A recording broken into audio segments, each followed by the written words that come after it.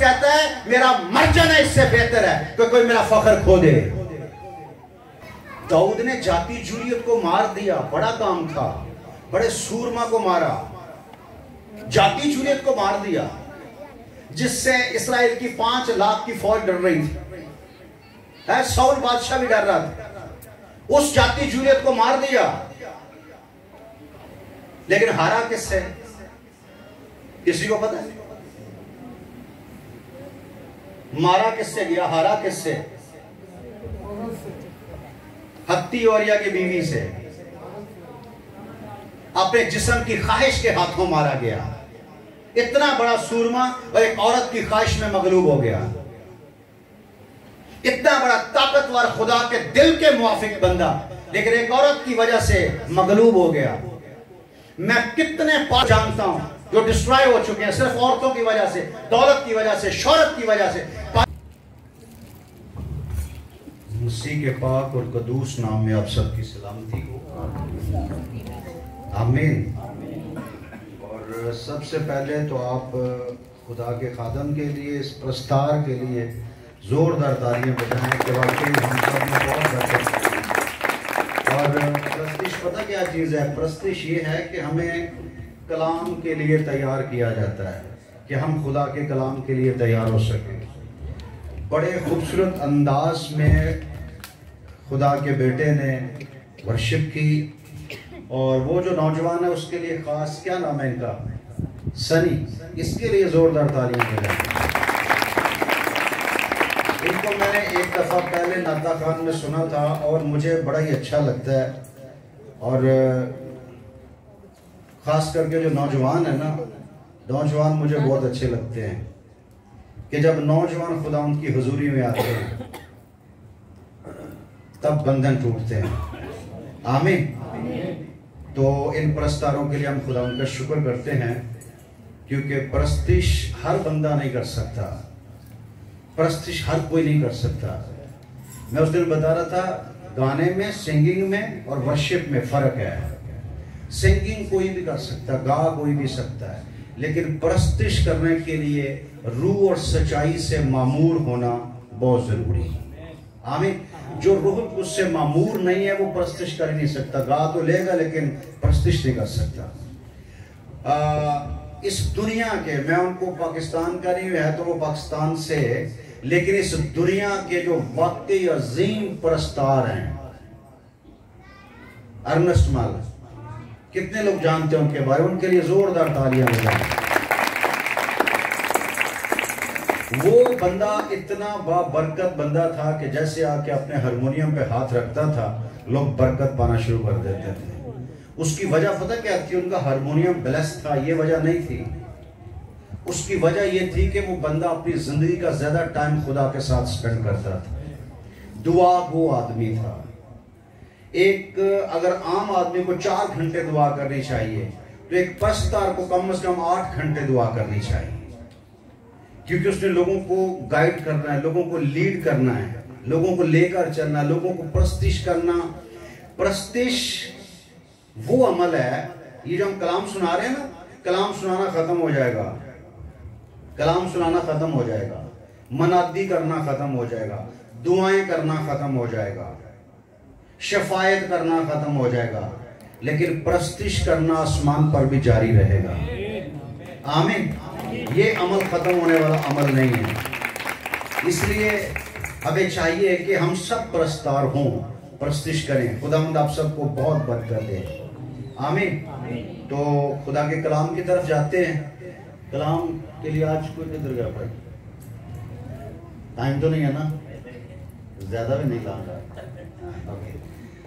दरअसल ना ये टाइम, ये जो वक्त है ना, ये खुदा के कलाम का वक्त है, ठीक है। मुझे अच्छा लगा कि जैसे उन्होंने भाई को साइन दिया, उन्होंने फौरी तौर पे चीज़ों को वाइंड अप कर दिया, क्योंकि हमें कलाम को टाइम देना। वर्शिप जो है वो तो हमने आसमान पे जाके करनी है, क्योंकि मरने वाले तो हम है नहीं, हम तो हमेशा जिंदा रहेंगे और हमेशा प्रस्तिश करते रहेंगे। यहाँ तो आधा घंटा खादम प्रस्तिश करते हैं, पास्टर प्रस्तिश करते हैं, तो आप लोग थक जाते हो। वहाँ 24 घंटे बगैर खाए पिए, बगैर आराम किए प्रस्तिश करनी है। परस्तिश प्रैक्टिस है, करें प्रैक्टिस। 1 घंटा नहीं, 3-3 घंटे परस्तिश किया करें आप, क्योंकि आपको आदत हो जाए परस्तिश करने की। बल्कि एक बड़ा खूबसूरत शायर है, वो कहता है, जिस गीत में तू ना हो वो गाया ना करेंगे, यस्सु तेरे बिन और को सजदा ना करेंगे। ये गाने वाने अंदर से निकालें, अपने अंदर से भी और अपने मोबाइलों से भी।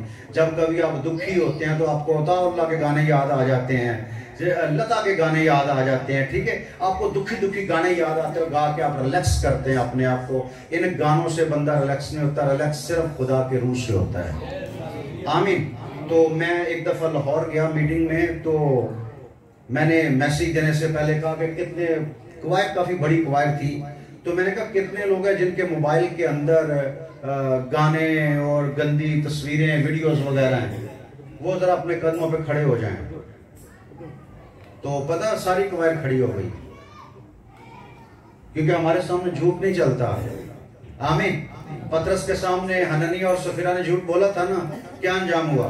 मर गए। इसलिए मैं झूठ नहीं बोला, उन्होंने बता दिया, तो सारे खड़े हुए, सब अपने मोबाइल में गाने लेकर बैठे हुए हैं और करते क्या है? परस्तिश। अरनस्मल कहता है, आंखों को बंद कर लूं, यस्सु तुझे जाने ना दूं। आंखों में तुझे ले लूं और फिर आंखें बंद कर दूं, तू मेरी आंखों में समा जाए, ताकि तेरे सिवा और कोई मेरे दिल में ना आए। आमीन। हमारे दिल में तो बड़ा कुछ है, जबकि हमारे दिल का मालिक यीशु मसीह है। यीशु मसीह ने हमें कीमत देकर खरीदा है। यहाँ शिफा की बात, क्योंकि मुझे तकरीबन 27 साल हो गए खिदमत करते हुए, और मैंने पूरे पाकिस्तान में मिशनरी खिदमत की, मोस्टली गैर कौमों में काम किया और बहुत सारे चर्चिज़ में गया। आज भी जाता हूँ। मैं पिछले महीने कोयटा में था, कोयटा, बोलान, इधर सारे इलाकों में। तो मैं जब चर्चिज़ में मौका मिलता है तो कुछ चीज़ें हैं जिनकी इस्लाह करता हूँ। जहाँ शिफा की बात है, कलाम की बात है, वो तो पादरी साहब आपको सुनाते हैं बड़े अच्छे तरीके से, और खुदा ने इनको बड़ी बरकत दी है, लोग शिफा भी पाते हैं। आपने देखा अपनी आंखों के साथ, खुदा ने इनको शिफा की स्पेशल ब्लेसिंग दी हुई है। लेकिन हम जो खादम हैं, हमें खुदा ने कलीसियाओं की इस्लाह के लिए खड़ा किया है, ताकि हम कलीसियाओं की तरबियत करें, जो चीज़ें कलीसियाओं में ठीक नहीं है उनको ठीक किया जाए। मैं मैसेज के पास, ये जो दरख्त आप देख रहे हो, पिछले महीने जब मैं आया था, पिछले महीने आया था, तो ये जो फल आपको काला काला नजर आ रहा ना, ये सारा एक ग्रीन था, हरा हरा था। और 1 महीने के बाद जब हम आए हैं तो ये काला हो चुका है, और अब उसका फल गिर रहा है, खुद गिर रहा हमारे सामने। ये पादरी साहब ने भी ढेर लाया पढ़ के।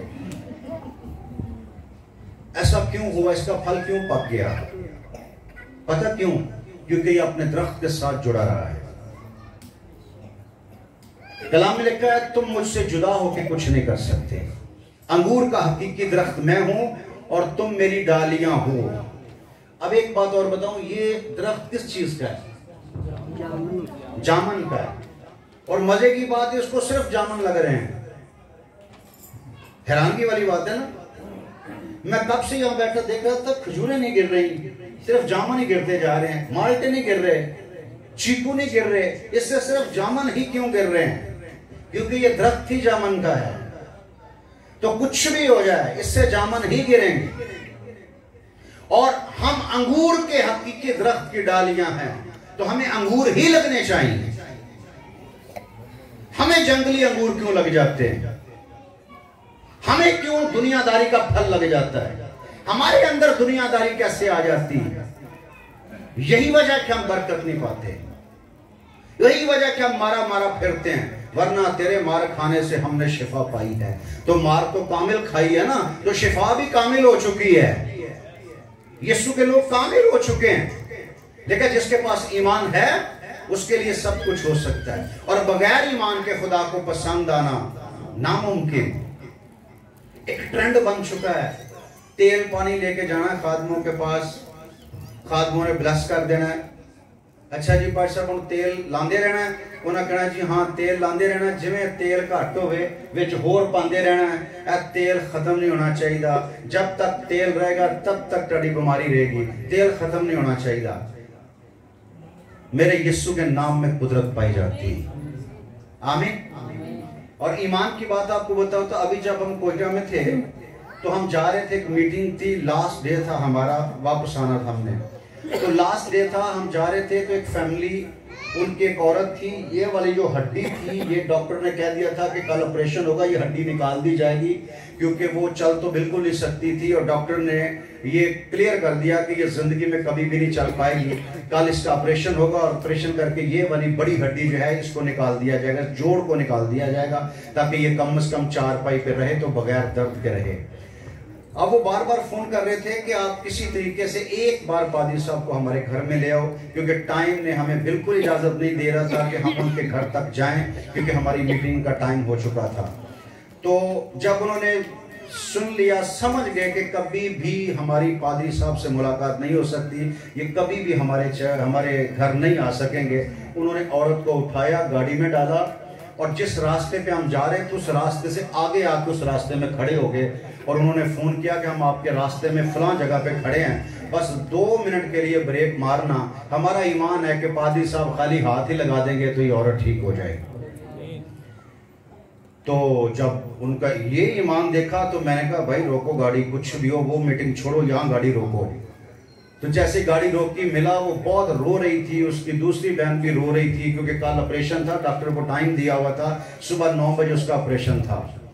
तो मैंने उसको चुप करवाया, मैंने कहा अब रो नहीं, यीशु के नाम में कुदरत पाई जाती है, ये तो कल ऑपरेशन है, वो तो 4 दिन का मर चुका था, और उसकी बहनें कह रही है उसमें बदबू आती होगी, वो तो ठीक नहीं हो सकता ना, उसके लिए तो उम्मीद ही खत्म हो गई थी, तेरे लिए तो उम्मीद है, उसके लिए तो उम्मीद ही खत्म हो गई। तो यीशु मसीह ने 4 दिन के मुर्दे को आवाज दी तो वो बाहर निकल आया। तेरा तो अभी 9 बजे ऑपरेशन है, अभी बड़ा टाइम है तेरे पास, टेंशन ना ले। मैंने उस पर दुआ की, तो मैंने कहा बस अब तुम्हें कल ऑपरेशन नहीं करवाना। तो कह रही मैं जिंदगी में चल नहीं सकती। मैंने जंग नहीं, घर जाने गड्डी तो उतर के चलना है तुम्हें, चल क्यों नहीं सकती? डॉक्टर कह रहे हैं तू जिंदगी भर नहीं चल सकती, लेकिन मेरा यीशु कभी ऐसा नहीं कहता। यीशु कहता है जिसके पास ईमान है उसके लिए सब कुछ हो सकता है। आमीन। तो जब हम मीटिंग पे गए, अभी मीटिंग हो रही थी, तो पीछे से फोन आ गया कि हम जैसे घर पहुंचे, गाड़ी रोकी है, तो ये कह रही मैं खुद ही उतरूंगी। वो खुद ही उतरी है और गाड़ी से चलकर अपने कमरे तक आई है, और दर्द भी बिल्कुल खत्म हो चुका है, और अब हम ऑपरेशन करवाने के लिए नहीं जाएंगे। कोई लंबी चौड़ी दुआ की, दुआ से मौजे नहीं होते, मौजे ईमान से होते हैं। और अब किसी के पास ईमान ही नहीं है तो पादरी जितनी मर्जी दुआएं करता रहे, कैसे बीमार ठीक हो जाए? 12 बरस से खून जारी था, उसने अपने दिल में इरादा कर लिया था कि मैं जाके उसकी पोशाक को छू लूंगी, और पीछे से गई है, उसने जाके पोशाक ही छू लिया, खत्म। और यीशु मसीह ने फरमाया मुझ में से कुव्वत निकली। शागिर्दों ने कहा लोग तेरे ऊपर गिर रहे हैं। गिरना और बात है, गिरते तो लोग बहुत है ना, गिरना और बात है, पर छूना और बात है। तो उसने कहा कि लोग तेरे ऊपर गिर रहे हैं, तो यीशु मसीह ने फरमाया नहीं, किसी ने मुझे छुआ है। फिर वो औरत सामने आ गई, उसने कहा मेरा ये ईमान था कि मैं तेरी पोशाक छू लूंगी तो ठीक हो जाऊंगी, और उसने कहा जा तेरे ईमान ने तुझे अच्छा कर दिया। देखा वो सारा पैसा लौटा चुकी थी। हम यीशु के पास तब आते हैं जब पैसा लौटा देते हैं, हम यीशु के पास तब आते हैं जब ला इलाज हो जाते हैं, जब यीशु के पास तब आते हैं जब उम्मीदें खत्म हो जाती हैं। जबकि कलाम में खुदा फरमाता है कि अव्वल भी मैं हूं और आखिर भी मैं हूं, शुरू में भी मेरे पास आओ और एंड में भी मेरे पास आओ, मतलब कि मेरे ही पास रहो। आमीन। अब हम खुदा की हजूरी में ठहरना नहीं चाहते। मैं कोयटा में था तो लड़का बड़ा अच्छा वर्शिप कर रहा था, तो मैंने उसको कहा कि देखो ये कितना नौजवान कितनी अच्छी परस्तिश करता है, लेकिन आपको बाहर से खान साहब क्यों बुलाने पड़ते हैं? अच्छी परस्तिश करते हैं, तो ये भी तो अच्छी परस्तिश ही कर रहा है, लेकिन सिर्फ ये कि आपका अपना, इसलिए शायद आप इसको उस पर डिपेंड नहीं है। तो बाद में मुझे कहने लगा पादी साहब मेरे लिए दुआ करें। मैंने कहा बेटा मुझे ये बताओ आप कितनी दुआ करते हो? भाई मेरा पादरी हूं, मेरा तो काम है दुआ, जो बोलेगा मैं दुआ कर दूंगा, लेकिन मुझे ये बताओ कि आप कितनी दुआ करते हो? कह रहा डेली करता हूं। मैंने कहा डेली तो करते हो, पर करते कितनी हो? कम से कम कितनी दुआ करते हो 24 घंटे में? तो उस जवान को खुदा ने बरकत दे। खुदा, उस जवान ने कहा सर जी मैं 5-6 मिनट तो कर ही लेता हूं। मैंने कहा यही वजह कि तुम्हारे चर्च में लोग प्रस्तिश के लिए खान साहबों को बुलाते हैं, क्योंकि आपके दुआ 4-5 मिनट की दुआ है। अगर आप चाहते हैं कि आप परस्तार हों, लोग आपको बुलाएं, तो अपनी दुआया टाइमिंग को बढ़ाओ। एक परस्तार की प्रेयर लाइफ कम से कम 8 घंटे होनी चाहिए। कम से कम 8 घंटे होनी चाहिए, ताकि परस्तिश के दौरान मौजूद हों। जब परस्तिश हो रही होती है, खुदा का रूह जुम्बश करता है। और जब पता क्या लिखा है सफनिया की किताब में, कि जब हम दुआ करते हैं, खुदा दुआ नहीं करता, हम रोते हैं, खुदा नहीं रोता। लेकिन सफनिया की किताब में लिखा, जब हम खुदावंद की हजूरी में गीत गाते हैं, तो खुदा खुश होकर हमारे साथ मिलके गाता है। आमीन। तो जब खुदा का रूह जुम्बश कर रहा होता है, तो वो जिंदगियों को छू लेता है और जिंदगियां चेंज होती हैं।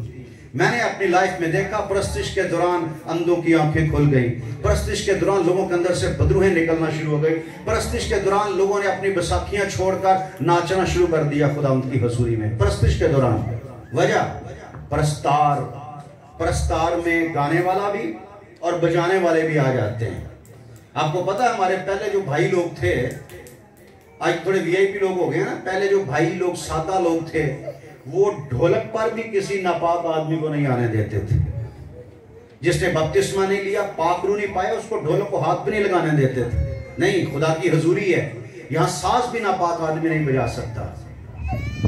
लेकिन अब क्या हो गया, ओ जी फ्री हो गया, माहौल फ्री हो गया, फजल हो गया, निजात हो गई है। लेकिन खुदा की कदूसियत आज भी कायम है, खुदा की पाकीज़गी आज भी कायम है। खुदा की पाकीज़गी की ताबेदारी करना बहुत जरूरी है। अभी भाई गीत गा रहे थे, मुझको नजर आ तू, उसको देखने के लिए पता क्या करना पड़ता है? उसको देखने का सिर्फ एक ही तरीका है, और दूसरा कोई तरीका है ही नहीं। सिर्फ एक ही तरीका, वो क्या तरीका है? उस पाकीज़गी के तालब हो जाओ।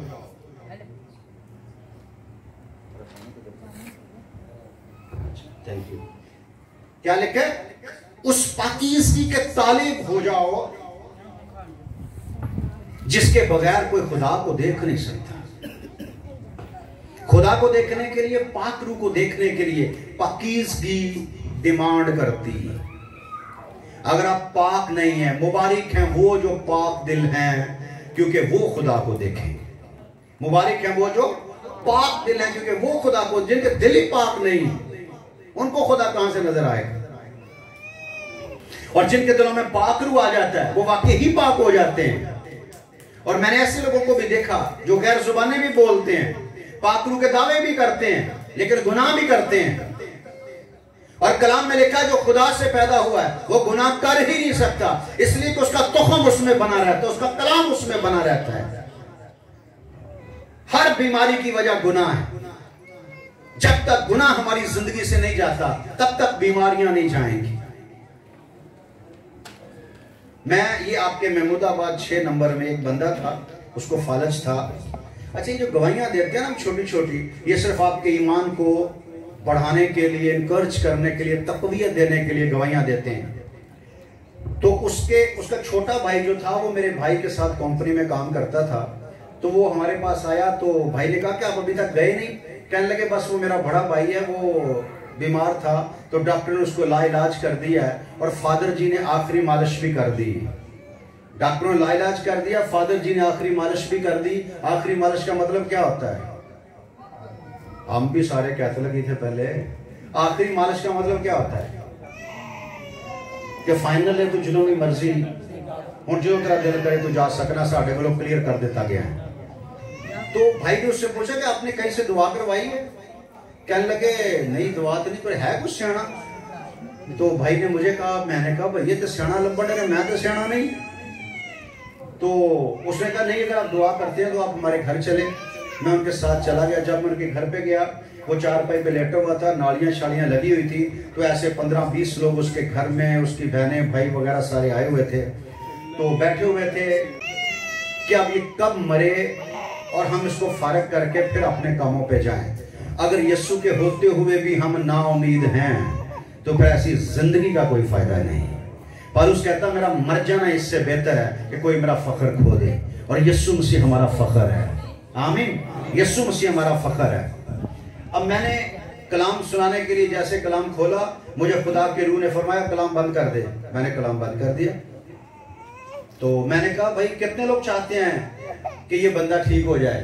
आपको पता है 25-30 लोगों में से किसी ने हाथ नहीं खड़ा किया। एक बुजुर्ग अम्मा बैठी हुई थी, उसने इस तरह हाथ खड़ा किया, वो भी उल्टा। मैं क्या अम्मा पुट्ठे हाथ खड़े करना मौजज़े नहीं होंगे, अगर ईमान है तो फिर ईमान वाला हाथ खड़ा कर। मैंने दोनों हाथ खड़े कर दिए। मैंने कहा मैं चाहता हूं कि ये ठीक हो जाए, क्योंकि मैं समझता हूं कि यहाँ खुदा की हुजूरी मौजूद है और खुदा ने मुझे भेजा इसलिए कि ये ठीक हो जाए। मैंने उससे पूछा हाँ जी ठीक होना चाहते हो? उसने इशारा किया कि जाहिर है वो तो चाहता था बेचारा, घर वाले नहीं चाह रहे थे, गला कर ले, वो तो चाहता ही थी ना। तो मैंने उसके लिए दुआ की। हालांकि कभी मैंने बीमारों के लिए इतनी लंबी चौड़ी दुआ नहीं की, मैंने 10-15 मिनट दुआ की, कुछ भी नहीं हुआ। तो मैंने दुआ छोड़ के मैंने खुदावंद से कहा खुदावंद तूने मुझे भेजा है, तो ये बंदा तो ठीक नहीं हो रहा। तो मुझे पाकू ने बताया कि ये बीमारी जो है ना ये गुनाह की वजह से। मैंने उस पर हाथ रखा दोबारा, तो मैंने कहा मैं इसके गुनाह यीशु मसीह के नाम से मुआफ करता हूँ। आपको पता है ये इख्तियार आपके पास है कि जिसके चाहो गुनाह मुआफ कर दो और जिसके चाहो कायम कर दो। जो कुछ तुम जमीन पर बांधोगे वो आसमान पर बंधेगा और जो जमीन पर खोलोगे वो आसमान पर खुलेगा। मैंने कहा मैं इसके गुनाह यीशु के नाम से माफ करता हूं। फिल फोर सर से लेकर पांव तक उसकी नसें चलना शुरू हो गई। वो जो नसें बंद थी, वो जो बंधा हुआ था गुनाह की वजह से बंधा हुआ था। तो मैंने उससे कहा कि उठना है? हाँ जी। मैंने कहा उठ जा। उठ के बैठ गया। वो अम्मा फिर पीछे बोली नहीं उठ नहीं सकता। मैं क्या उठेगा, तू अपने हाथ खड़े कर, उठेगा। उठ के बैठ गया। तो मैंने कहा जी बोलो हालेलुया। तो उसने कहा हालेलुया। मैं कहा इन्ना बड़ी बड़ी शिफा हुई है ते एडा तू हालेलुया बोल रहे हैं। थोड़ा जिहा हस्या ते कहने लगा जी असीं कैथलिक हां ते कैथलिक वाले हालेलुया नहीं कहंदे। मैं कहा तू केड़ी नस्ल दा कैथलिक है? हालेलुया तो एक ऐसा लफ्ज है कि जमीन वाले ही नहीं आसमान वाले भी हालेलुया करते हैं। जमीन वाले ही नहीं आसमान वाले भी हालेलुया करते हैं, खुदा की तारीफ करते हैं। आमीन। मैंने कहा 3 दफा हालेलुया क्या, नहीं तो फिर लम्हे पा दांगा तेनू। उन्हें फिर छती ऊंची 3 दफा हालेलुया क्या। तो मैंने कहा चल उठ के खड़ा हो जाए, यीशु के नाम में कुदरत पाई जाती है। आमीन। अब वो आपके गुनाहों को माफ कर सकता है बशर्ते कि आप तौबा करें। पर जब आप तौबा करने के लिए तैयार नहीं है, आपकी अड़ी वहां की वहीं है, आपका गुस्सा वहां का वहीं है, आपके गुनाह वहां के वहीं हैं, तो आप कभी बरकत नहीं पा सकते। अपने आप को पहचानो कि आप यीशु के साथ जुड़े हुए हो। ये दरख्त फल ला रहा है, फल पक गया है, अब इसका फल खाने वाला है। क्यों इतना फल पक गया? पता क्यों? क्योंकि वो अपने दरख्त के साथ जुड़ा रहा है। यीशु मसीह ने कहा कि मैं अंगूर का हकीकी दरख्त हूं, तुम मेरी डालियां हो। अगर कोई डाली मुझ में है और फल नहीं लाती तो उसे मेरा बाप काट डालता है, अगर फल लाती है तो उसे छांटता है ताकि और ज्यादा फल लाए। अगर आपकी जिंदगी दुआ गो नहीं है तो आपको बरकत नहीं मिलेगी। हमारा यशवा गार्डन में चर्च है, वहां दूसरी मीटिंग हो चुकी है, अभी परसों तीसरी मीटिंग है वहां पर, और ये यहाँ पर दूसरी मीटिंग है। अब वो तीसरी मीटिंग है तो मैं कुछ दिन पहले वैसे ही किसी काम गया था तो मैं वहां चला गया, तो मुझे गवाही मिली कि वहां के लोग जो चर्च नहीं आते थे वो सुबह 5 बजे आके चर्च लगाते हैं, और जो बंदे सारे थड़ों पे बैठे रहते थे वो सुबह 5 बजे चर्च खोल के 2-2 घंटे दुआ करते हैं। 2-2 घंटे दुआ करते हैं। आपका प्रॉब्लम यह है कि आप दुआ नहीं करते, क्योंकि मैंने देखा अभी भाई जिस जोश से दुआ कर रहे और कह रहे थे ना दुआ करो, सब दुआ करो, यहां तो छत्ते उड़ जानी चाहिए थी। शागिर्द दुआ कर रहे थे बाला खाना पे, और पता क्या लिखा है? बाला खाना की नींव हिल गई। कैद खाना में पड़े हुए थे, कितने बंदे थे? 2 बंदे, और हमद कर रहे थे। आपको तो आजादी है ना। ये कल्ला बंदा इतना गाता है तो हम इतने मिलकर नहीं गा सकते। उन्होंने कह दिया कि हम नहीं गाएंगे, आप गाओगे, जैसे कि असी भी नहीं गावांगे। असी तो सुनना आया खान साहब, असी गान थोड़ी आए। तो जो गाएगा बरकत तो वो पाएगा ना, जो गाएगा नहीं वो बरकत कैसे पाएगा? और वो भाई बार बार कह रहे हैं कि मैं यहाँ प्रस्तिश करने नहीं आया, हम सब ने मिलकर प्रस्तिश करनी है, हम सब ने मिलकर प्रस्तिश करनी, क्योंकि हम सब प्रस्तार हैं। लेकिन आपसे गाया नहीं जाता। क्यों नहीं गाया जाता? आपकी जिंदगी दुआ गो नहीं है। दुआ करते हो तो ख्यालात मुंतशिर होते हैं ना। जरा हाथ दिखाए कितने लोग के ख्यालात मुंतशिर होते हैं। उत्ते करो, उत्ते शर्माना नहीं है। दुआ इतने कर रहे हैं, ख्याल लाहौर पहुंचे होंगे ने, वो अद्धे घंटे की दुआ होंगी, अद्धे घंटे लाहौर तो कई तो दुबईयों भी हो आते हैं। हालांकि दुबई बंदा जहाज चो भी वापस नहीं आ सकता अद्धे घंटे, लेकिन वो दुआ के निकल जाते हैं, पता नहीं किधर किधर नो, ते बाद कहते हैं आमीन, ते भुल भी जाते कि असीं की दुआ की थी। मैं मलीर में गया तो वहाँ एक बंदा था, बड़ा अच्छा कलाम हुआ, बड़ा अच्छा माहौल बन गया। तो वो ना मुझे आजमाने के लिए आ गया, पादरी साहब मैं ढाडी बड़ी सुनिया सी ढाडे बारे च। मैंने कहा बस आप पर यही अफसोस है कि आपने मेरे बारे में सुना है, काश कि आपने यस्सु के बारे में सुना होता तो आपकी जिंदगी बदल चुकी होती। तो मैंने कहा जी, कहने लगा मैंने एक बीमारी है। मैंने कहा बीमारी क्या है? मेरे ख्यालात मुंतशिर होते हैं दुआ में। तो मैंने कहा तो मसला ही 1 मिनट क्यों जाएंगे सही। कह रहा मुझे तो सारी जिंदगी होगी, मैंने बड़े बड़े पादरियों से दुआ करवाई है। मैंने कहा तूने दुआ करवाई है की नहीं है, आज तू खुद करते तेरे ख्यालात होने में ठीक करना। तो मेरे साथ भाई थे इस तरह के, मैंने कहा लो भी भाइयों वाली दुआ करनी। भाइयों वाली दुआ तो पता तुम, लम्मी दुआ। तो मैंने कहा सारे घुटनों के बल हो जाओ। जो घुटनों के बल हो गया ना, 2 मिनट बाद ठां हो गया। मैंने कहा फिर घुटनों के बल हो जाओ। घुटनों के बल रहना जब तक दुआ होती रहे। 2 मिनट बाद फिर बह गया, 5 मिनट बाद फिर कभी बह गए, कभी मैं खड़े रहना, घुटनों के बल रहना। आपने चेंज पोजीशन चेंज नहीं करनी। तो भाई ने को 15-20 मिनट लाए ना दुआ च, ते भाई ने आमीन की ते पसीनो पसीनी। तो मैंने कहा भाई बताएं कुछ बेहतरी आई है इस दुआ में? 20 मिनट में आपके ख्यालात मुंतशिर तो नहीं हुए? तो उसने कहा जी ख्यालात मुंतशिर कित्थों होने सी, ख्यालात ते रहे गोडियां दे विच, वो दर्द ही हुंदी रही है ते ख्यालात मुंतशिर कित्थों होने सी। सोफियां ते बह के, बेडां ते बह के दुआ करने वाले लोग किस तरह दुआ करेंगे? कैसे आपके ख्यालात मुंतशिर ना हो? क्रिश्चियन लाइफ रिलैक्स लाइफ नहीं है, क्रिश्चियन लाइफ मजेदार लाइफ नहीं है, Christian life basically tasteless life है। जितने मसीह यस्सु में दीनदारी के साथ जिंदगी गुजारना चाहते हैं वो सब सताए जाएं। जरूर है कि हम बहुत सी मुसीबतें सहकर आसमान की बादशाही में जाएं। हमने तो मसीहत को एक एंजॉयमेंट का एक बहाना बना लिया है। मसीहत एंजॉयमेंट के लिए नहीं है। आमीन। घंटों प्रेयर लाइफ का मतलब क्रिश्चियन लाइफ है। अगर आपकी जिंदगी दुआ गो नहीं है, पादरी दुआ करे। क्यों पादरी दुआ करे? कलीसिया को पादरी के लिए दुआ करनी चाहिए। पता कि लोग सुलेमान के बरामदा में इब्तदाई कलीसिया 4-4, 5-5 घंटे इकट्ठी होकर दुआ करती थी, और दुआ करती थी पतरस के लिए। पतरस उनके लिए दुआ नहीं करता था, कलीसिया दुआ करती थी पतरस के लिए, और पतरस के साया से बीमार शिफा पाते थे। जिन पादरियों के लिए कलीसिया दुआ करने वाली नहीं है, उनको खुदा इस्तेमाल भी नहीं करता। पादरी तो खुदा का बंदा ना, खुदा ने उसे इस्तेमाल करना है और करवाना आपने है। जितनी ज्यादा दुआ करोगे उतना ही खुदा अपने बंदा को ज्यादा इस्तेमाल करेगा। मौज से चाहिए, मौज से देखने हैं तो फिर दुआ करनी पड़ेगी। बरकत चाहिए,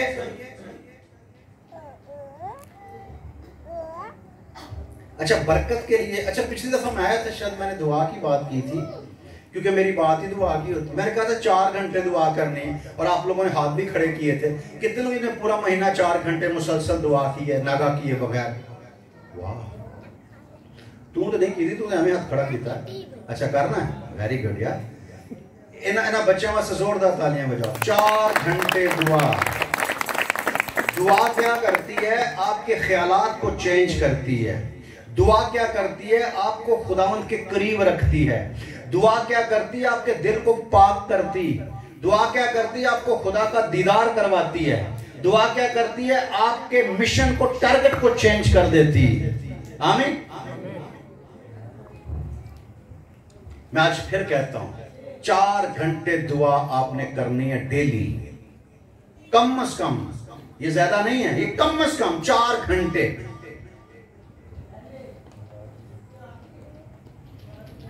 लास्ट हमारे नाइट प्रेयर थी कोयटा में, जब मैं आया तो नाइट प्रेयर पे मैंने कहा कि सारे पादरी भी इस तरह बैठे थे। मैंने कहा पादरी भी घुटनों के बल हों,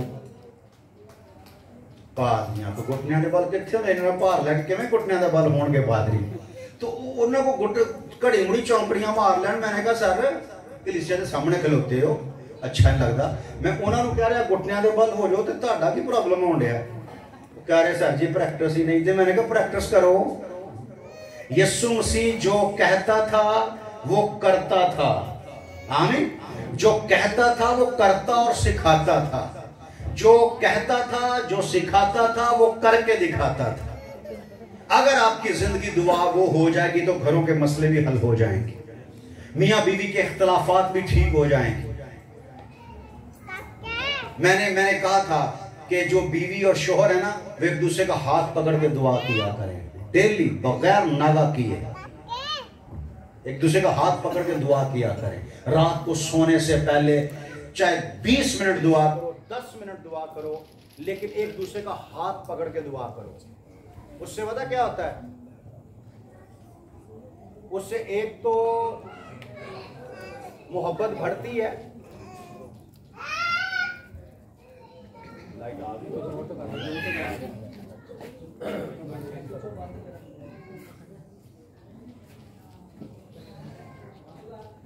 आवाज से पीछे आ जाएगी, मसला नहीं, आप लाइट के चक्कर में पड़ गए हो। सुने, हाथ पकड़ के दुआ करने से क्या होता है? एक तो मोहब्बत बढ़ती है, और दूसरे नंबर पर अगर एक शख्स कमजोर हो और दूसरा जोरावर हो, तो जब हम हाथ पकड़ के दुआ करते हैं तो दोनों का जोर बैलेंस हो जाता है, हम बराबर हो जाते हैं खुदा की हुजूरी में, आमीन। और फिर ये लिखा है कि जब जमीन पर दो शख्स किसी बात के लिए मुत्तफिक हो जाएं, वो जो चाहे उनके लिए हो जाएगा।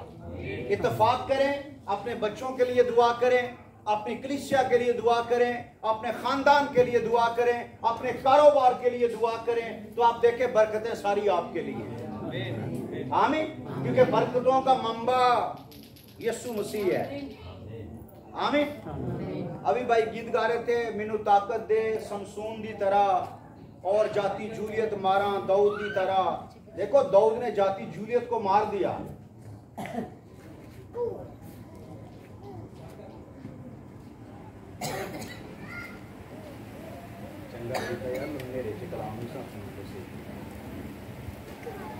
हेलो जी। दाऊद ने जाती जूलियत को मार दिया, बड़ा काम था, बड़े सूरमा को मारा, जाती जूलियत को मार दिया, जिससे इस्राएल की 5 लाख की फौज डर रही थी। साउल बादशाह भी डर रहा था, उस जाती जूलियत को मार दिया। लेकिन हारा किससे? किसी को पता है? मारा किससे गया, हारा किससे? हत्ती औरिया की बीवी से, अपने जिस्म की ख्वाहिश के हाथों मारा गया। इतना बड़ा सूरमा और एक औरत की ख्वाहिश में मगलूब हो गया। इतना बड़ा ताकतवर खुदा के दिल के मुआफिक बंदा, लेकिन एक औरत की वजह से मगलूब हो गया। मैं कितने पास्टर्स को जानता हूं जो डिस्ट्रॉय हो चुके हैं सिर्फ औरतों की वजह से, दौलत की वजह से, शोहरत की वजह से। पौलुस कहता है मेरा मर जाना इससे बेहतर है कि कोई मेरा फख्र खो दे। लानत ऐसी दौलत पर जो हमें मसीहा से जुदा कर दे। क्या करना है ऐसी दौलत को? तुम्हारी जिंदगी चीज ही क्या है?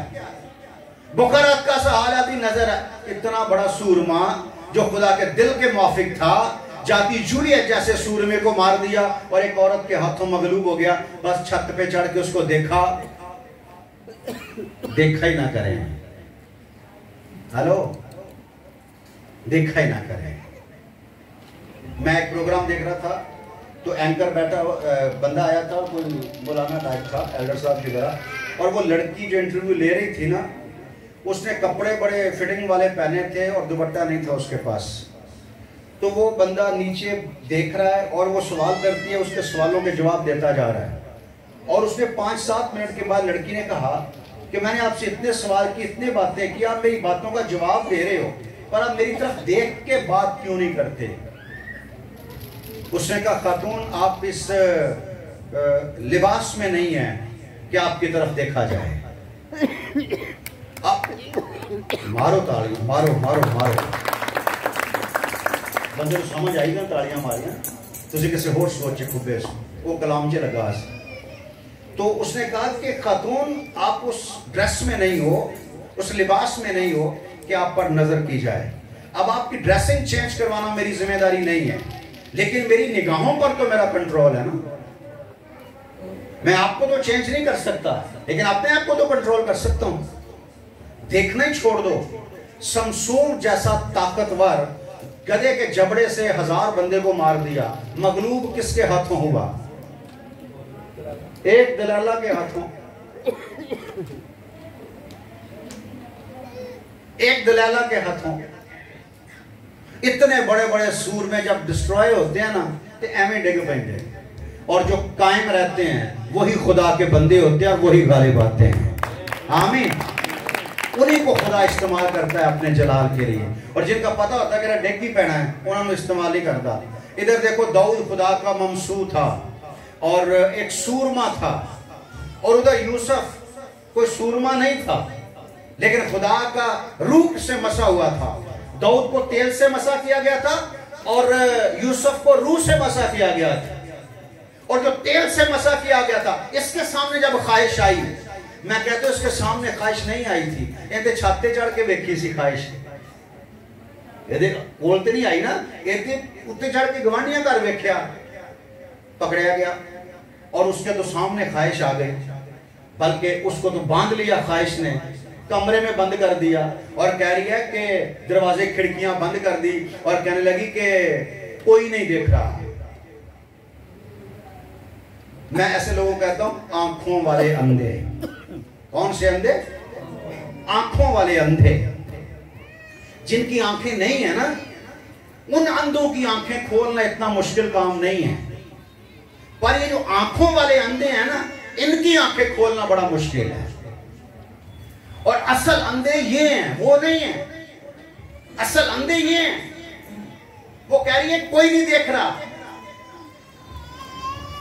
और यूसुफ ने से क्या जवाब दिया? इस्राएल का कदूस देख रहा है। कौन देख रहा है? इस्राएल का कदूस देख रहा है, और मैं उसके देखते हुए गुनाह नहीं कर सकता। मैं उसके देखते हुए गुनाह नहीं कर सकता। तो इस्राएल का कदूस कहां कहां देखता है? कोई ऐसी जगह है?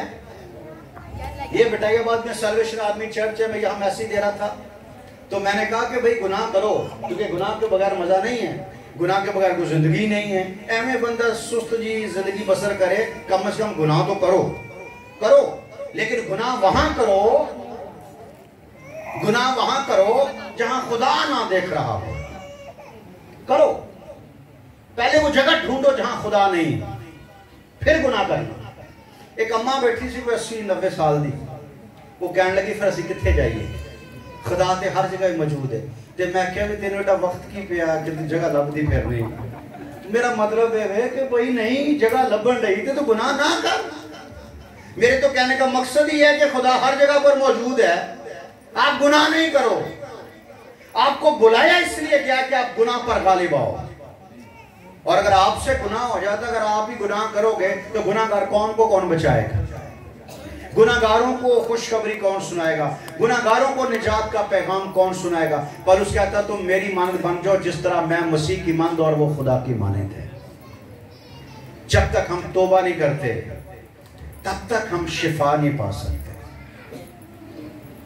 जब तक हम तौबा नहीं करते, जब तक हम खुदा की हुजूरी में टाइम नहीं गुजारते, तब तक हम शिफा नहीं पा सकते। और रही बात बरकत की, अब में से कितने लोग जो बरकत पाना चाहते हैं, बड़ी बरकत पाना चाहते हैं? ऊपर करें हाथ। सारे पाना चाहते हैं। और बरकत में क्या है? पैसा, घर, गाड़ी, अच्छी जिंदगी, अच्छी लाइफ, यही सारे चाहते हैं ना। और इसके लिए क्या करना पड़ेगा? पादरी साहब से दुआ करवानी पड़ेगी। दुआ से तो बंदा ठीक नहीं हो सकता, दुआ से तो बंदा कभी भी ठीक नहीं हो सकता। अब मेरे पास साइकिल भी नहीं है तो मैं तुझे गाड़ी की दुआ कैसे दूं? हेलो, जेडे पादरी नौकरी किसी ने लभ दी, कमार को नौकरी शोकरी नहीं लभी, वो पादरी बन गए। हाँ जी, ते लोग उन्होंने को दुआ कराने आ रहे हैं। भाई साहब नौकरी वास्ते दुआ करो, वो दिल च कहता होना जो मेरी दुआ ना मिलती तो मैनू भी मिल जाती। मैनू मिली नहीं, तो तेनू मेरी दवा कितों मिल जानी। पर बरकत तो हम चाहते हैं ना। आज मैं आपको बरकत का राज बताता हूँ। ये इसी महीने की बात, जो महीना गुजरा इसी महीने की, ये इंडिया की बात है। बंदा खुदा के घर में आया, वो कह रहा हमारा कारोबार फ्लॉप हो चुका था, तो मेरा भाई और मेरा बाप बहुत ज्यादा परेशानी बल्कि मायूस हो चुके थे। तो कहने लगा मैं आया तो मैंने खुदा से कहा कि खुदा मैं बीज बोना चाहता हूँ, तेरे घर में बीज बोना चाहता हूँ, सीड करना चाहता हूँ, बीज बोना चाहता हूँ। तो कह रहा मैं गया तो मैंने आके बीज बो दिया खुदा के घर में। और जब अगला एतवार, और बीज पता कितना था? 60 लाख रुपया। कितना? 60 लाख रुपया चंदे में डाल के चला गया। भाई उसको बड़ी बरकत चाहिए होगी ना। तो अगले एतवार आया, गाड़ी से उतरा तो रोता और चिल्लाता, चीखें मारता, हजूम को चीरता हुआ स्टेज पे आया और आके पादरी के गले लग गया और जोर जोर से रोया। तो पादरी ने पूछा हो दस्ते से ही होया कि ये? कहने लगा भाई साहब हमारा कारोबार फ्लॉप हो चुका था, हम मायूस हो चुके थे, ऐसा कि खुदकशी तक पहुंच गए थे। तो मैंने फिर अपने दिल को बड़ा किया, मैंने कहा कि हम प्रभु यीशु की हजूरी में जाके बीज बोते हैं, क्योंकि जो बीज यीशु की हजूरी में बोया जाता है वो फल लाए बगैर रह नहीं सकता। तो कहने लगा मैं पिछले संडे आया था, मैंने 60 लाख रुपए का बीज बोया था, तो इस हफ्ते 200 करोड़ का प्रॉफिट हुआ हमें। जिस पैमाने से तुम नापते हो उसी से तुम्हारे वास्ते नापा जाएगा। असी देना होंदा 100 रुपया और वो भी देने लगे सोच खाते पादरी ने जाना बड़ा कदे तेरे 100 रुपए ना पादरी का कोई 6 महीने का राशन आ जाना। 100 रुपया पान नहीं आंदा 100 रुपए का, अरे आंदा है मैंने भी पता, लेकिन एक मिसाल दे रहा हूँ। पान 100 रुपये को बात क्या है, बच्चे स्कूल लेके 100 रुपया जाते हैं डेली, तो 100 रुपया चंदा। और अज के चंदे जो 10-10 रुपए नजर आते ना, मैनू बड़ा गुस्सा चढ़ता है कि तुसी लोग कित्थों आ गए हो, अज भी 10 रुपए भुड़कदे फिरदे तुहाडे को। जिस पैमाने से तुम नापते हो, बरकत चाहिए ना, तो बरकत दुआओं से नहीं मिलती। बरकत कैसे मिलती है? दिया करो तुम्हें भी दिया जाए। जिस पैमाने से तुम नापते हो, खुदा कहता है कि अगर आ रहा बाल्टी भर दे आटे दी, तो आप क्या करते हो? घर जाते हो, जो आपके घर में सबसे छोटा चम्मच है, टीस्पून, वो उठाते हो, तो वो आटे की बाल्टी भरन देगा। कितने बाल्टी भरी जाएगी? ਇਹਦਾ मतलब एक ही है कि तेरी नीयत साफ नहीं है। तो जो तुम खुदा को कहते खुदावंद मुझे बरकत दे, खुदा कहते एक मिनट ठहर, अब दियो कोई छोटा जिहा चम्मच दियो। वो टीस्पून वर्गा चम्मच फड़दा है ते हर महीने 10,000 दे छड़दा है। असं कहने खुदावंद थोड़ी बरकत दे, इन्हें ना गुजारा नहीं हो रहा, महंगाई बहुत ज्यादा है। तो वो कहता भी मैं टीस्पून फड़िया क्योंकि तुम टीस्पून फड़िया। जिस पैमाने से तुम नापते हो उसी से तुम्हारे वास्ते नापा जाएगा। अपने स्पून वड्डे करो तो भी अपने स्पून वड्डे कर देगा। दिया करो तुम्हें भी दिया जाएगा। जो 60 लाख का बीज बोते हैं वही 200 करोड़ की फसल काटते हैं।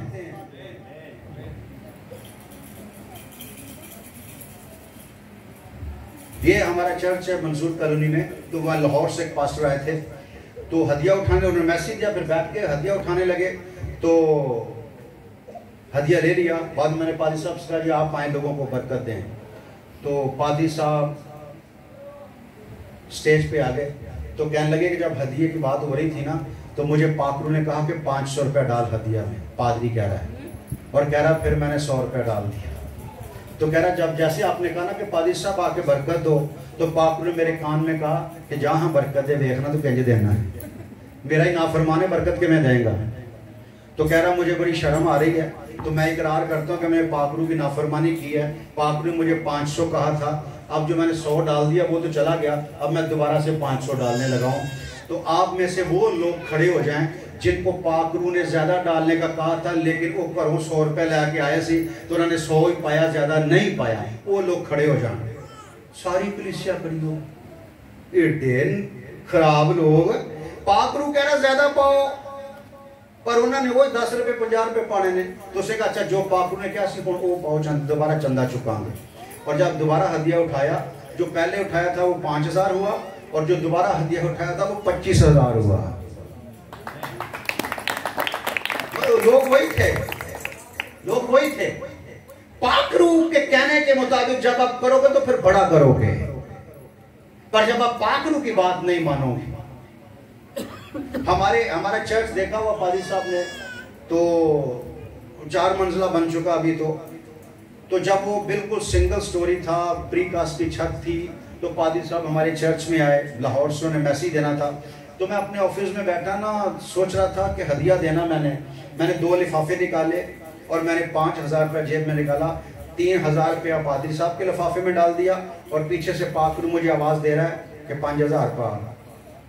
मैंने 3,000 रुपया पादरी साहब के लिफाफे में डाल दिया, 2,000 खान साहब के लिफाफे में डाल दिया, क्योंकि सियाने बहुत था ना। फिर पाक रूह ने मुझे आवाज़ दी कि पादरी के लिफाफे जो 5,000 रुपया। फिर मैंने उसके लिफाफे से 1,000 रुपया निकाला, पादरी ने 4 कर देते, शायद हुन खुदावंद खुश हो जाए, तो उसको मैंने 1,000 दे दिया। तो पाक रूह ने कहा नहीं, पादरी ने पूरा 5 कर। तो फिर मैंने मजबूर होकर 5,000 रुपये पादरी लिफाफे च पाता। फिर मैं क्या खान साहब का की कसूर है, उसे फिर मैं 2,000 पाता। मैं क्या देखी जाएगी। और वो 5,000 बीच था। जब इबादत खत्म हुई तो मैं पाश साहब को लिफाफा देने लगा, तो पाश साहब ने पहली बात पता क्या थी, पाक रूह की आवाज़ सुनी थी। और मैंने कहा सर एक बारी पाक ने घंटा पूरा मैंने क्या आगे 5 ही देना है पादरी साहब ने। पढ़ो भाई, तुसी बड़े खुदा के खास लोग हो। और उस 5,000 की वजह से आज वो पूरी बिल्डिंग बन चुकी है। पाक रूह की आवाज सुने, पाक रूह की आवाज हर रोज सुना करे। वो जिंदा है, मौजूद है, बोलता है, सुनता है। दुनिया के माबूद महज बुत हैं, वो बोलते नहीं, वो सुनते नहीं, वो छूते नहीं। लेकिन हमारा खुदा वो छूता भी है, वो सुनता भी है, वो बोलता भी है, वो देखता भी है, क्योंकि वो जिंदा है। आमीन। तो वो डेली कलाम करता है, डेली कलाम करता है। एक दफा मैं जा रहा था, तो पाक रूह जब मैं घर से लेकर जैसे गाड़ी निकाली, पाक रूह ने मुझे आवाज दी ना जा। तो काम बड़ा जरूरी था, पाक रूह ने कह दिया ना जा। पाक रूह चाह रहा सी के मेरे को बैठ।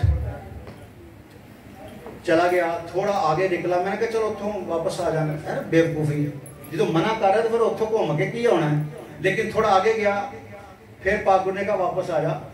मैंने कहा अच्छा कोई यू टर्न लैके आना है। तो कोई यू टर्न लैंड की बजाय उल्टे हाथ निकल गया। पाकू ने फिर क्या बाज आ जा। जो 3-4 बार उन्हें क्या मैं नहीं गया, पाकू चुप हो गया, चल जा। मैं जिथे गया मैं फायदे वास्ते, लेकिन मुझे 50,000 रुपये का नुकसान हो गया। मैं 50,000 रुपये का नुकसान करके वापस आ रहा। मैं क्या पाकू सॉरी। पाकू ने कहा कोई मसला नहीं, मेरा की गया है, तेरा ही नुकसान होया। पाक रूह की आवाज सुना करें, वो आपको नुकसान से बचाना चाहता है। पाक रूह की आवाज सुना करें, वो आपको बुराई से बचाना चाहता है। पाक रूह की आवाज सुना करें, वो आपको लानतों से बचाना चाहता है। पाक रूह की आवाज सुने, वो आपको बदकारी से बचाना चाहता है। पाक रूह की आवाज सुने, वो आपको खुदा की हजूरी में लेके आना चाहता है। पास्टर अर्नस्ट मल कहते हैं कि एक बार मैं जा रहा था कहीं, बिल्कुल रेडी हो गया, मैंने अपना बैग उठाया, शूज पहने, घर से निकलने वाला था, पीछे से पाक रूह की आवाज आई, वापस आ, बैठ, मैंने तुझसे बात करनी। कहने लगा, मैं वापस आ गया, बैग रखा, बैठ गया। 15 मिनट गुजर गए, आधा घंटा गुजर गया। तो मैं कह रहा हूँ खुदावन बता दे क्या काम है, मुझे जल्दी जाना है। तो खुदा ने नहीं बात की। फिर 1 घंटा 2 घंटे गुजर गए। तो 2 घंटे के बाद मैंने कहा खुदावन जो बात करनी है कर ले, मुझे जाना काम है। तो जब तीसरी बार मैंने कहा ना कि खुदावन जो बात करनी है बता, तो पाक रूह की आवाज आई और पाक रूह ने पता क्या कहा कि अगर मैं चाहूं कि तू मेरी हजूरी में बैठा रहे तो तुझे क्या तकलीफ है, मुझे अच्छा लगता है तुझे देखना। Mighty name of Jesus. पाक रूह के लिए जोरदार तालियां बजाएं। खुदा अपनी हजूरी में आपको देखकर खुश होता है। वो चाहता है कि आप उसकी हजूरी में बैठे, तन्हाई में बैठे, अकेले में बैठे, रात के पैरों में उसके पास बैठे। नहीं ना आती दुआ, चुप करके बैठे रहो। खुदा में 4 घंटे वास्ते तेरी हजूरी च ना बोलो, तुसी गूंगे हो ना, पाक रूह तो बोलेगा ना, वो खुद बोल लेगा, वो खुद तुझे सिखा लेगा। बस तू उसकी हजूरी में बैठ। छड़ दुनिया दियां ख्वाहिशां, गीदक छड़ दुनिया दियां ख्वाहिशां, ये ते मार मुकांदियां ने, तेरे सफेद लिबास ते ये ते लीकां लांदियां ने। दाऊद जैसे सूरमे को किसने मारा? ख्वाहिशों ने। शमसून जैसे सूरमे को किसने मरवा दिया? ख्वाहिशों ने। जो गधे के जबड़े से 1000 बंदा मार सकता है, जब औरत के हाथों मगलूब हो गया तो अंधा हो गया। फिर तमाशा किया करता था, कलाम में लिखा हुआ है कि कोल्लू चलाया करता था, तमाशा करता था, लोग उसका तमाशा देखने आते थे। जब ईमानदार गुनाह में गिरता तो ईमानदार तमाशा बन जाता है। फिर ते पैंदा रोना दुनिया हसदी है, तोबा कर ला ए गल तेरे वसदी है। जब आप गुनाह करते हैं तो आप तमाशा बन जाते हैं, जमाना हंसता है आप पे। आए अपने गुनाहों से तोबा करें और खुदावंद की हजूरी में आए, उसको देना शुरू करें, उसकी हजूरी में बैठना शुरू करें। कम से कम 3-4 घंटे चुप करके उसकी हजूरी में बैठे रहे। वो आपको देख के खुश होता है। पता आप कौन हो? आपको पता आप कौन हो? आपको आपकी कीमत का अंदाजा है? आपकी कीमत यीशु मसीह है। आप बड़े महंगे हो। और महंगी चीजें कहां रखी जाती हैं? महंगी चीजें कहां रखी जाती है? अच्छा, एक चीज, हम जब जाते हैं घर में तो कभी आपने देखा कि घड़ी उतारी तो सोफे के नीचे फेंक दी? कभी देखा आपने? नहीं ना। जूते उतारते हैं, वो रेड़ के सोफे थले कर देने हैं, लेकिन घड़ियां अंगूठियां ला के लाकर दे विच रखने हैं। पता क्यों? ये कीमती हैं। आप कीमती हो क्योंकि आप खुदा के बेटे के वसीला से खरीदे गए हो और उसने आपको अपना रूहुल कुछ बयाने में दिया है। आप मोस्ट जो स्पेशल हो खुदा के लिए। आमीन। उसकी नजरें आप पर लगी हुई हैं। वो 1 मिनट भी आपके बगैर नहीं रह सकता। पर अफसोस यह है कि आप रह लेते हो उसके बगैर। 24 घंटे में से 2 घंटे 24 मिनट खुदा को देने चाहिए। कम से कम 2 घंटे 24 मिनट डेली दुआ करनी चाहिए। जब आप डेली 4 घंटे दुआ करना शुरू कर दोगे ना, आपको दुआ करवाने की जरूरत नहीं पड़ेगी। डेली चर्च में आ जाया करो। पादरी साहब नहीं भी आते तो खैर है, आप आ जाया करो। यहां बैठ के ना दरिया बिछा लिया करो, तो 1.5-2 घंटे बैठ के दुआ किया करो। देखना आपके चर्च में चेंज आना शुरू हो जाएगा, आपकी जिंदगी में चेंज आना, आपके खानदानों में चेंज आना शुरू हो जाएगा। मैं अक्सर मैसेज देता हूं, जोड़े मगर तन्हा। मियाँ बीवी एक ही घर में रहते हैं मगर तन्हा रहते हैं। 6-6 साल हो गए हैं, मैं नहीं कमांदी इन्हों।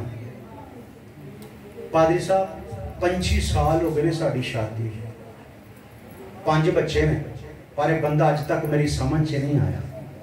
25 साल हो गए ने, 5 बच्चे हो गए ने, हाली तेन बंदा समझ च नहीं आया, तो तेन को 50 साल होर किवें समझ च आ जाएगा। एक औरत आई, कहने लगी पाज साहब एक दुआ कर दो। मैं की दुआ करो? मेरा बंदा मर जाए। मैंने कहा भाई मारने वाली दुआ तो साढ़े कोल नहीं है, साढ़े को तो जिंदगी वाली दुआ है। कहती नहीं, वो नहीं सुधर सकता, नस्ली तौर पर बिगड़िया, वो नहीं सही हो सकता, बस वो मरने वास्ते दुआ करो। तू जानती है तू बीवी है तो उसी की वजह से है। जब वो मर गया तो बीवी तू भी नहीं रहेगी, तू भी बेवा हो जाएगी, तू भी अपना मकाम अपनी वैल्यू खो देगी।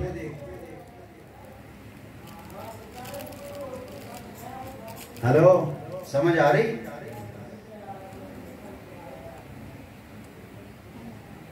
एक औरत मर्द था, घर में रहते थे, दरवाजा नहीं था, तो वो डेली कह देती है अपने बंदे को दरवाजा लगा दे, कोई चोर चूर आ जाएंगे।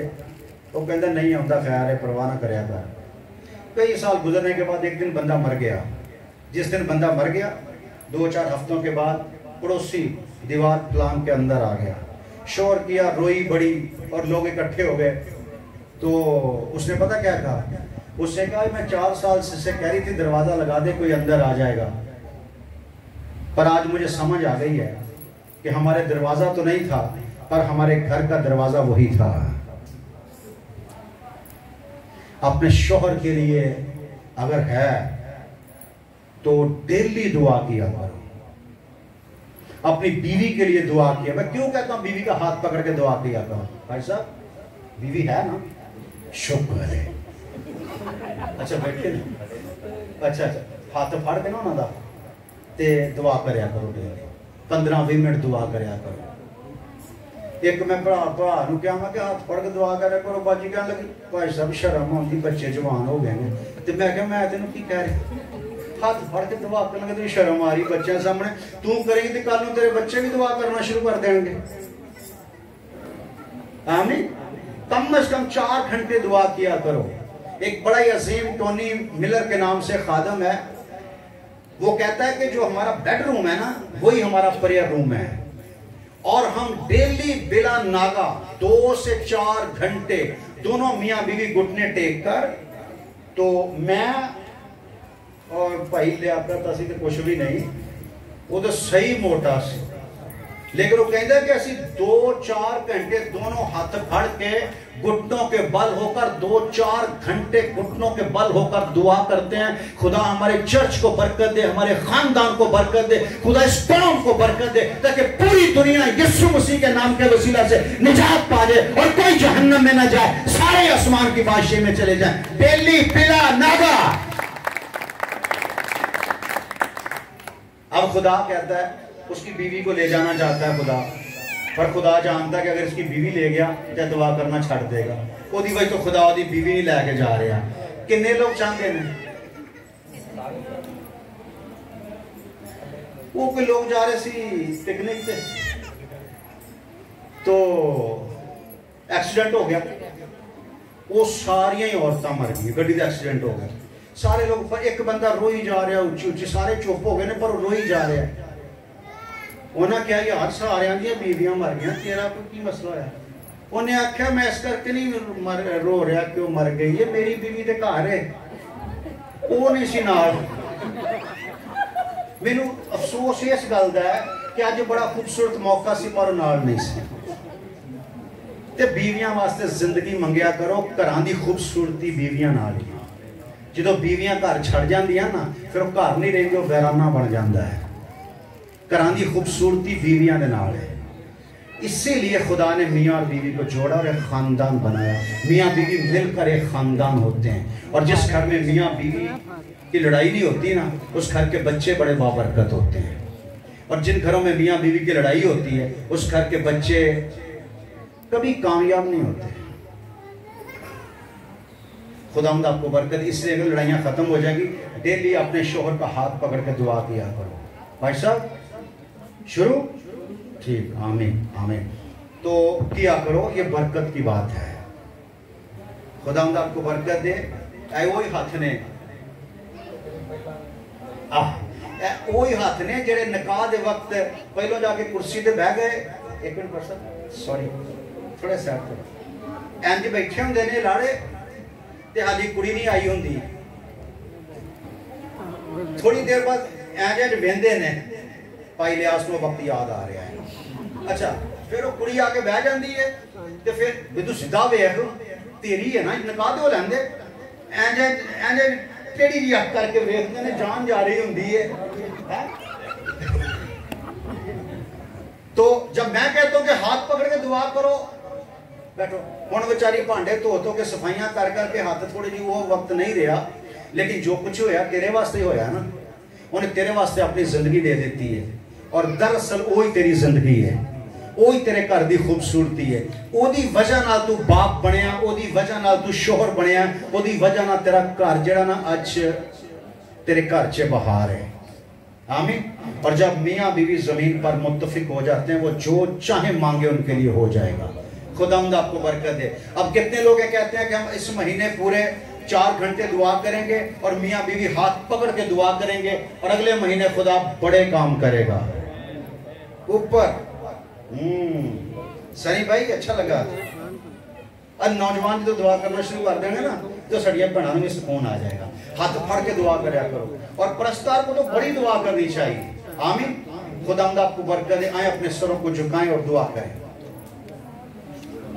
वो लोग जो 4 घंटे दुआ करना चाहते हैं, वो अपने कदमों पे खड़े हो, हम उनके लिए स्पेशल प्रेयर करेंगे, फिर हम बीमारों के लिए दुआ करेंगे। ओह जीसस।